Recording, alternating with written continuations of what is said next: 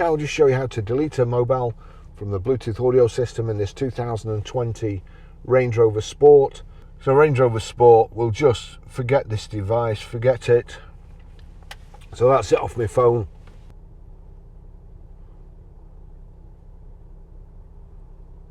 I go to settings, go to phone settings, Bluetooth settings, and you'll see here pair phone or audio device, pair new device, paired devices. So we go to paired devices. It's showing my phone there. If I click on that, forget device here.